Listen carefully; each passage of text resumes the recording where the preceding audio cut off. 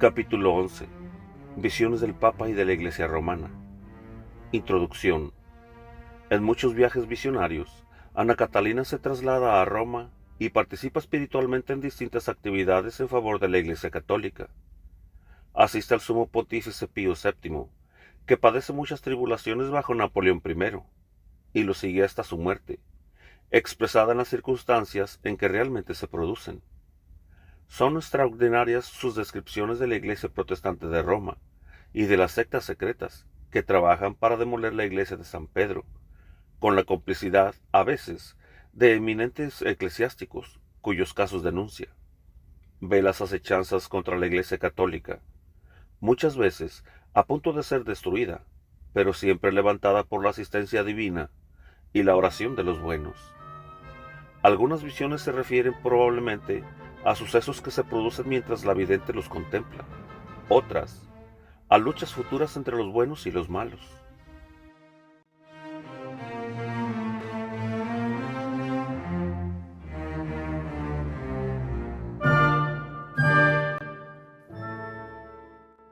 ¡1!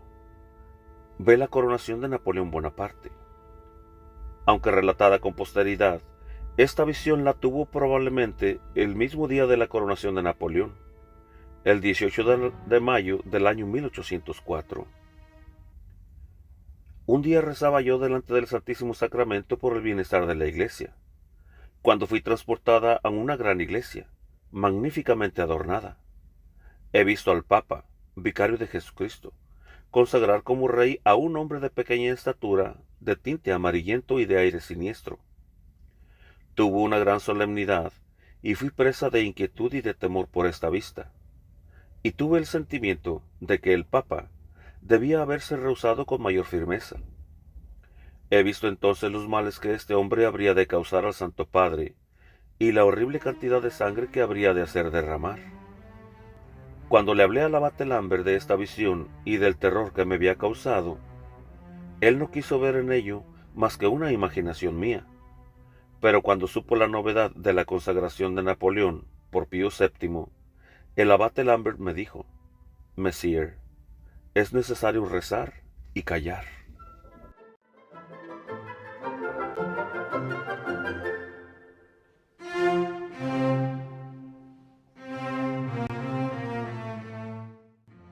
¡2! Obras en favor de la Iglesia y del Papa. 15 de noviembre del año 1819. Fui a Roma. Vi al Papa excesivamente indulgente en asuntos de importancia, con gente no católica. Hay en Roma un hombre negro que ha sabido obtener por sorpresa muchas cosas valiéndose de lisonjas, adulaciones y promesas. Este se dirige a ciertos cardenales. El Papa, con la esperanza cierta de conseguir alguna ventaja, ha consentido en cosas que serán convertidas en daño de la Iglesia. Vi después a aquel hombre negro gloriarse con orgullo delante de su partido, diciendo: «Ya llegó la hora. Bien pronto veremos lo que será de la roca sobre la cual está fundada la Iglesia». Pero se alegró demasiado pronto. Después fui a donde estaba el Papa. Hallábase de rodillas, en oración, y yo elevada sobre él. Esto es verdaderamente admirable. Yo le decía con gran celo lo que se me había encargado que le dijera, pero no parecía sino que mediaba alguna cosa entre los dos. El Papa no hablaba conmigo. De repente se levantó y tocó una campanilla. Mandó llamar a un cardenal y le ordenó que revocara la concesión que había hecho.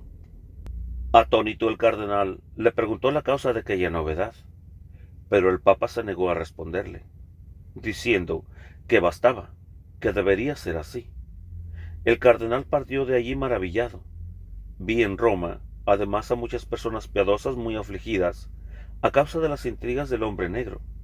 Este parecía ser judío. Según investigaciones hechas por Monseñor Henry de la Suze, el hombre negro sería agregado de una embajada acreditada ante la Santa Sede, que en las logias masónicas se conocía con el seudónimo de Nubius.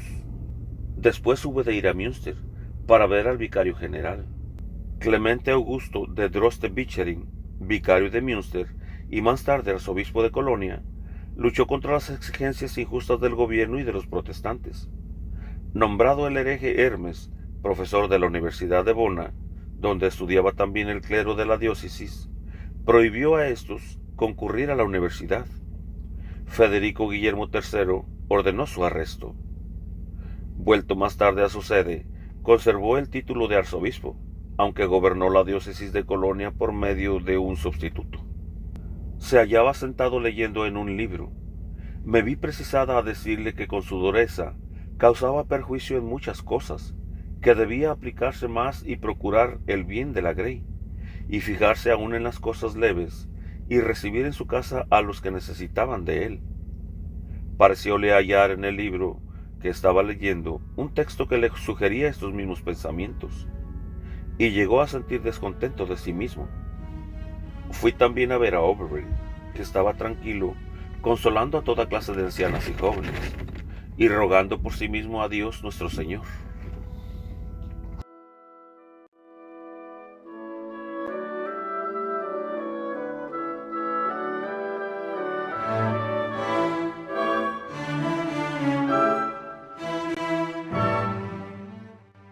―3.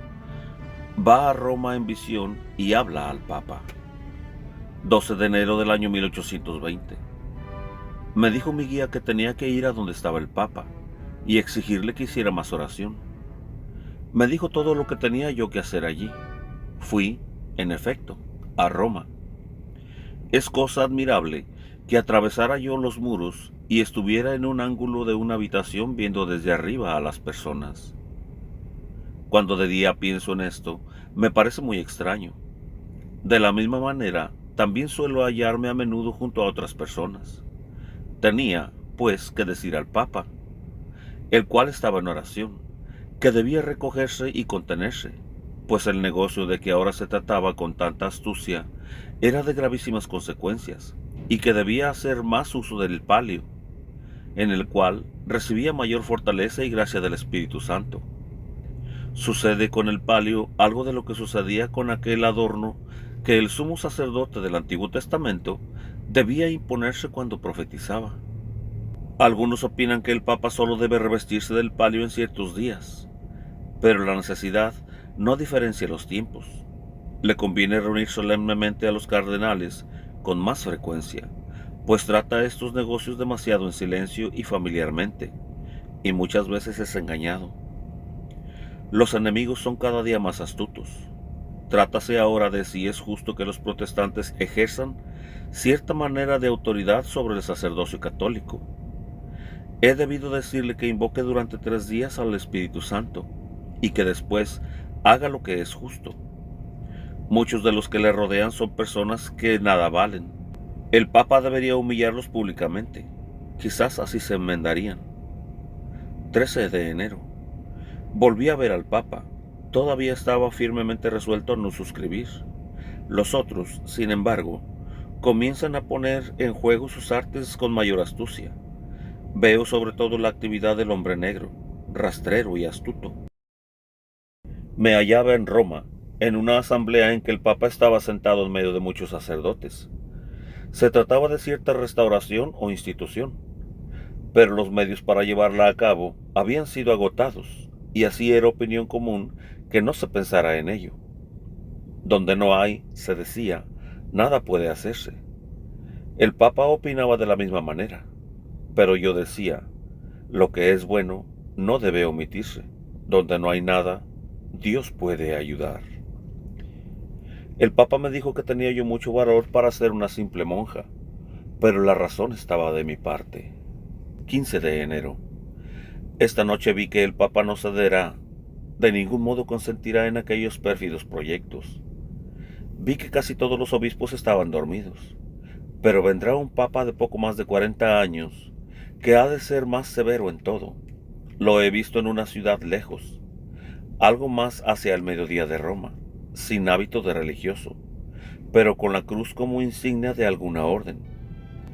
La iglesia está extraordinariamente perturbada. Sus adversarios son muy astutos y, en cambio, los sacerdotes son perezosos y cobardes. No hacen uso del poder que han recibido de Dios. He visto a algunos que desean ser papa, pero no lo serán.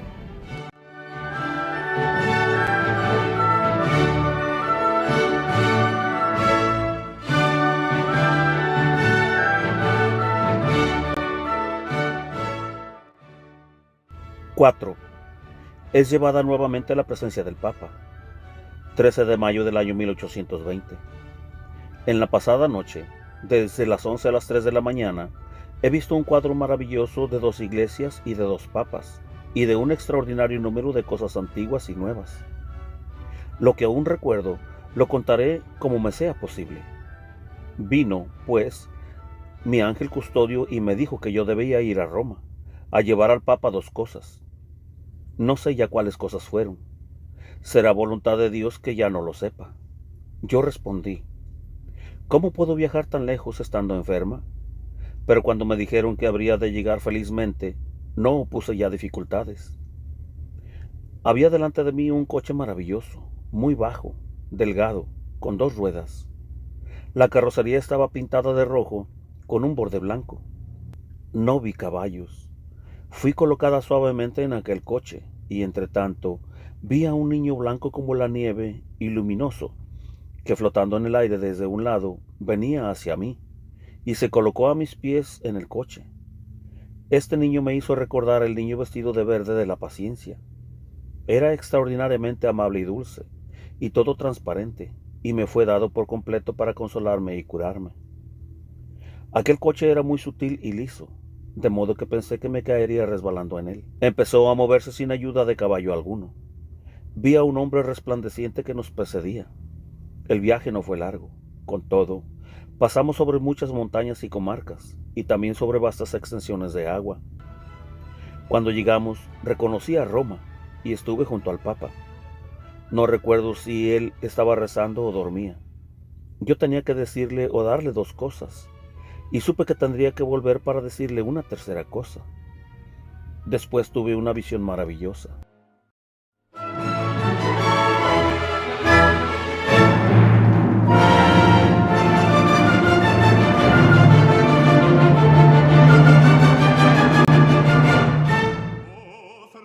5.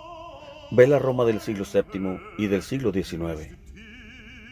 He visto de repente a Roma en los tiempos antiguos, y he visto a un papa, Bonifacio IV, año 608.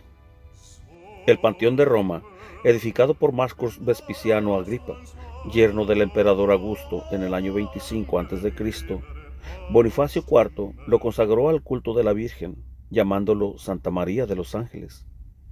El Papa Gregorio IV lo dedicó a todos los santos. Y era un emperador del cual no sé su nombre. Yo no podía reconocer las calles y los lugares de la ciudad. Todo estaba cambiado, y diverso era también el oficio divino, aunque vi que era el católico. He visto un vasto edificio redondo como una cúpula. Era un templo de ídolos, lleno de bellas estatuas y de imágenes de aquellos dioses.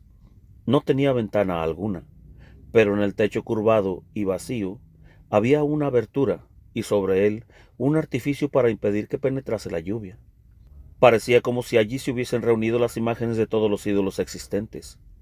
Estaban en toda clase de posiciones, y muchas de ellas eran bellísimas. Había también imágenes de cosas bien curiosas. Así, por ejemplo, vi dentro ciertos gansos que ellos honraban.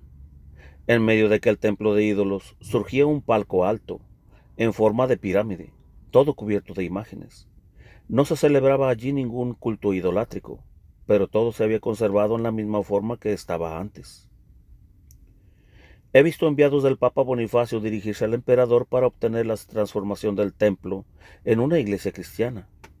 Oí distintamente su respuesta, esto es, que el Papa debía dejar intactas aquellas antiguas imágenes de los ídolos y ponerles una cruz encima, que el emperador haría esa cruz, y la honraría con los más grandes honores. Este proyecto me pareció muy simple y sin malicia. He visto volverse los enviados, y Bonifacio comenzó a pensar en sí mismo cómo podría de alguna manera satisfacer la voluntad del emperador. Después, mientras él reflexionaba, he visto a un simple y piadoso sacerdote estar en oración delante de la cruz. Llevaba una larga y amplia vestidura que tenía posteriormente un velo. He visto también a su lado a un ángel, que luego se levantó y fue a donde estaba el Papa Bonifacio, y le dijo que no consintiera en la voluntad del emperador. He visto a los piadosos ir de nuevo a la corte, y cómo el emperador accedió a que el templo fuese vaciado. He visto acudir la gente del emperador, y cómo muchas de las estatuas e imágenes idolátricas fueron quitadas y llevadas a la ciudad imperial. Muchas, sin embargo, quedaron en Roma. He visto también la ceremonia de la consagración del templo, y todos los santos estaban con María allí presente. El altar no fue colocado en el medio, sino apoyado contra el muro. He visto más de 30 coches cargados de santos huesos y reliquias ser puestos en aquella iglesia. Muchas de estas reliquias fueron muradas en las paredes, otras se podían ver, pues en los muros había aberturas redondas delante de las cuales había un cristal como defensa. Después que vi este cuadro en sus más pequeñas circunstancias, vi al Papa actual, y vi cómo debajo de él surgía en Roma otra iglesia oscura, la capilla de la legación protestante. Estaba esta iglesia colocada en un vasto palacio antiguo, semejante a una casa de consejo municipal, y tenía delante columnas. No he visto en esta iglesia ningún altar ni ninguna cosa sagrada. He visto solamente bancos y en medio un púlpito. Allí solo se predicaba y se cantaba, ninguna otra cosa se veía dentro. Había poquísima gente. He visto una maravillosa comedia. Cada uno de los circunstantes extrajo del pecho un ídolo y se lo puso delante y lo adoró. Parecía como si cada uno extraía su propia pasión bajo la forma de una negra nubecilla, y que apenas ésta había salido, tomaba una forma determinada. Eran todas figuras como aquellas que yo había visto pendiendo del collar de la falsa esposa en la mansión de bodas. Esto es, toda clase de figuras de hombres y animales. El dios de unos era bastante encrespado y ancho, abría muchos brazos y quería atrapar y devorarlo todo. El dios de otros era pequeño y encogido. Otro tenía solo un tronco pequeño de madera, torcido y contrahecho. Un cuarto tenía por dios una bestia fea. Un quinto solo un bastón largo. Lo más maravilloso era que esos ídolos llenaban todo el espacio y que esa iglesia, aunque poco frecuentada, estaba tan llena de ídolos que no se encontraba lugar vacío. Apenas terminó la función, cada ídolo entró de nuevo al lugar de donde había salido y solía habitar. La casa entera era negra y oscura, y todo cuanto allí sucedía, oscuro y negro. Entonces me fue mostrada también una comparación de los dos papas, del verdadero y de este y de aquel templo. Me duele haber olvidado números y datos. Me fue dicho y mostrado cuán débil era el verdadero papa en los principios, y cuán desprovisto de ayuda estaba, pero fuerte en la voluntad para derribar tantos ídolos. Supe el número de ellos, y tantos falsos cultos, y reunirlos a todos en uno verdadero.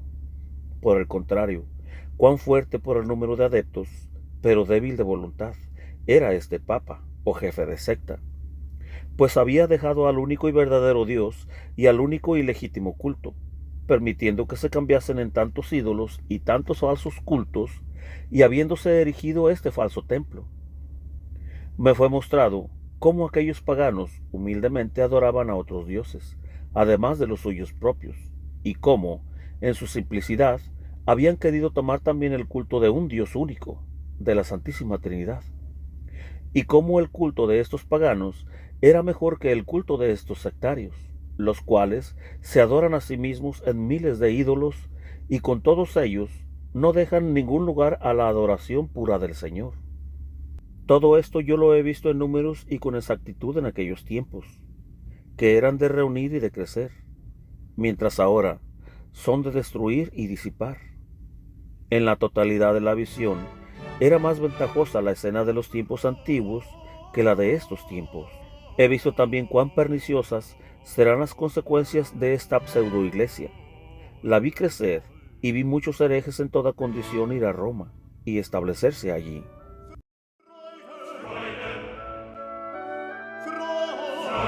Freude, schöner Götterfunken, Tochter aus 6. En Santa María Mayor, 31 de agosto del año 1820. En estos días, Ana Catalina asistió en espíritu a las funciones en la Basílica de Santa María Mayor. Por esto dijo: la oración se ha hecho ahora más general. Por todas partes, las gentes se hincan sobre las tumbas de los santos e imploran ayuda. He visto los santos que cada uno venera especialmente. He visto también al Papa. Está extremadamente turbado. He sentido por él gran inquietud y he redoblado mis oraciones. El Santo Padre ha rechazado los últimos deseos expresados por el cardenal Consalvi. No los ha confirmado y se ha retirado. La influencia de este hombre se ha interrumpido. Consalvi había influido poderosamente en la elección de Pío VII, que lo nombró cardenal y secretario de Estado, y lo envió a París para concertar el concordato con Napoleón.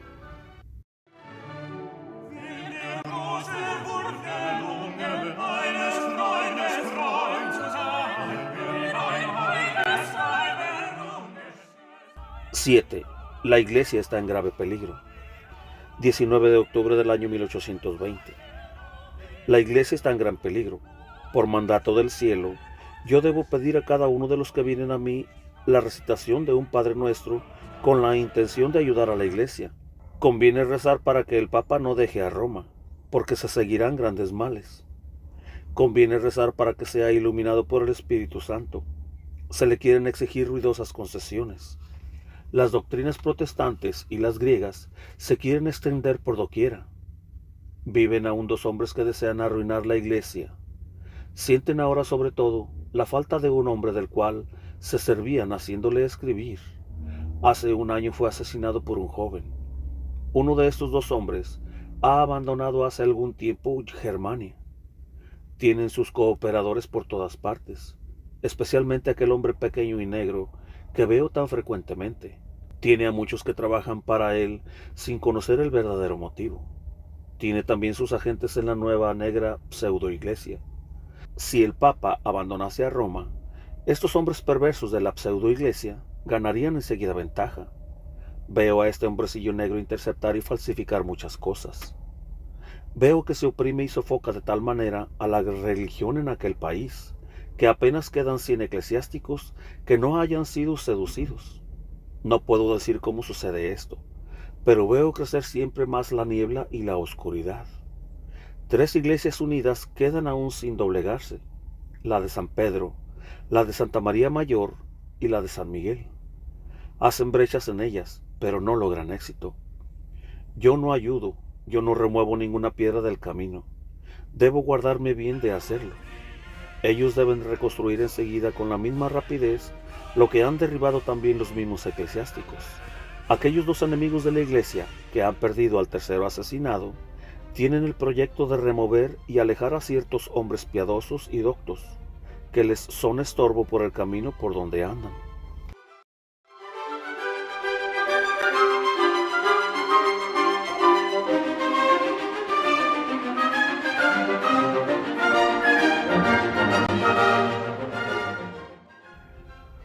Ocho.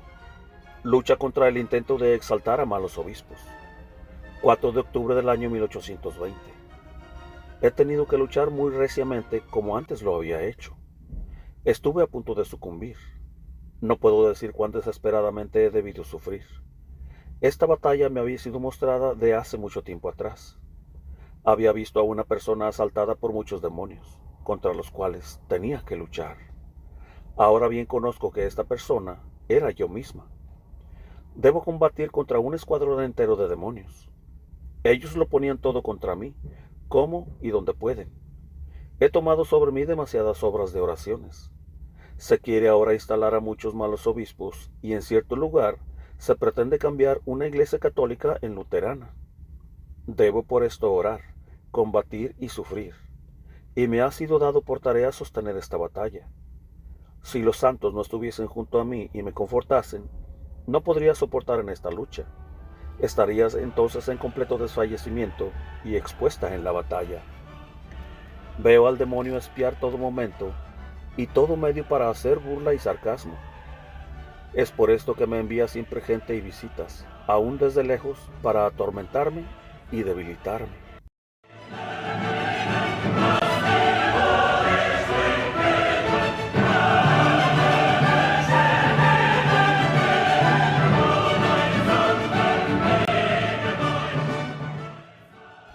¡9! Intrigas protestantes contra el Papa. 16 de octubre del año 1820. He recorrido en la noche pasada el Vía Crucis de Westfield. Muchas almas del purgatorio me acompañaban. Me presentaban las necesidades de la iglesia y lo que se debía rezar. He visto después en un cuadro de muchos jardines que se extendían en círculo, en torno mío, la relación del Papa con los obispos. He visto también al Papa en su trono, como en un jardín. He visto los derechos y las fuerzas de estos obispos y obispados, como plantas, frutos y flores, en cada uno de los jardines. He visto las relaciones, las corrientes y los influjos, como hilos, rayos y flechas que partiendo de la sede de Roma, penetraban en aquellos jardines. He visto también la actual potencia espiritual en aquellos jardines terrestres, pero al aproximarse nuevos obispos, la he visto arriba en el aire, sobre esos jardines mismos. Así he visto, por ejemplo, un nuevo obispo estar en el aire con su ínfola, su pastoral y todo lo que le correspondía, cerniéndose sobre un jardín que debía gobernar como superior severo. He visto en torno de él a los protestantes que querían hacerlo descender, pero no con las condiciones que el Papa había fijado. Vi que intentaban todos los medios para obtenerlo por sorpresa, y de aquí y de allá desordenaban una parte del jardín o lo sembraban de malas semillas. He visto que en un punto o en otro fabricaban o dejaban caer, o arrancaban, o no quitaban las inmundicias y así cosas semejantes. Todo estaba lleno de ruinas y de lazos e insidias. Los vi interrumpiendo y minando las relaciones de aquella sede episcopal con el Papa. He visto también que si ellos alcanzasen a instalar a aquel obispo, como pretendían, él sería instalado solo por sorpresa, contra la voluntad del Papa, y no tendría en sí mismo legítimo poder eclesiástico. Así he visto muchísimos cuadros, y tuve que rezar y padecer, y encontré todas esas cosas muy aflictivas. He visto también que a un obispado, donde había muerto un santo obispo, se aproximaba otro que era completamente profano.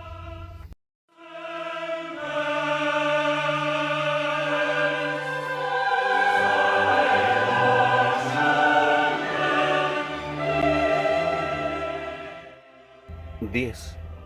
Consagración de la iglesia de San Salvador en Roma. 9 de noviembre del año 1820. Estuve en Roma y he visto una bellísima iglesia nuevamente edificada, entonces terminada, y al Papa, que con un gran séquito recibía esta iglesia del arquitecto, el cual estaba vestido a la manera antigua, y llevaba al cuello una cadena con una medalla de oro. Él decía al Papa, vanagloriándose, mientras recibía la alabanza, que él hubiera podido hacer la iglesia mejor aún de lo que era. Fue tomado la palabra y se le rehusó la paga, porque no había edificado aquella iglesia tan bien y magníficamente como lo habría podido hacer, y por haber descuidado tal o cual columna, que, según sus propias palabras, hubiera podido emplear para su mayor belleza. Pero he aquí que él dijo, oh, si hubiese callado, y se puso el dedo sobre la boca, mi obra hubiese sido recibida como perfecta. A estas palabras fue apresado, y no fue soltado hasta que no hizo mejor el trabajo, y hasta que no hubo esculpido en un muro de la iglesia su propia imagen con el dedo sobre la boca. Entonces escribió al Papa que él ciertamente estaba dispuesto a hacer más perfecta su obra en la iglesia, no bien el Papa perfeccionase su propia obra en la construcción espiritual de la iglesia. Luego denunció muchas faltas en la disciplina y conducta de los sacerdotes, muchos defectos de amor al prójimo y cosas semejantes, que mucho menoscababan a la iglesia en su edificio moral. No era necesario, decía, que el exterior fuera más perfecto que el interior. Leída esta carta, el Papa lo dejó libre según la sentencia: no hagas a los otros lo que no quisieras que se haga contigo. He visto entonces consagrar a esta iglesia con muchas hermosas ceremonias, y vi al mismo tiempo en el aire una iglesia indescriptiblemente bella, en la cual sucedía todo lo que en la terrestre, pero de modo más perfecto. Debajo en esta iglesia terrena vi una gran procesión y a todo lo que en ella se cantaba respondían los santos coros en la iglesia superior. Durante esta procesión fui llamada súbditamente a un hospital junto a un moribundo, teniendo que ir por un camino lleno de nieve, de tal modo que temía se notase que había ido aquella noche con los pies descalzos. Cuando volví, noté que las huellas habían desaparecido. Estuve en la nueva iglesia, en lo alto, sobre un muro, y vi cómo en esta procesión era depositado el Santísimo en un copón, sobre el cual estaba en el aire un cándido rayo de luz, y sobre él una hostia resplandeciente, con gran nimbo de gloria. Cuando la procesión llegó cerca, este sacramento sobrenatural avanzó siempre en el aire hacia mí, pero no lo recibí, solo lo adoré. Vi después proseguir la consagración de la iglesia terrena y oí los responsorios de la iglesia celestial.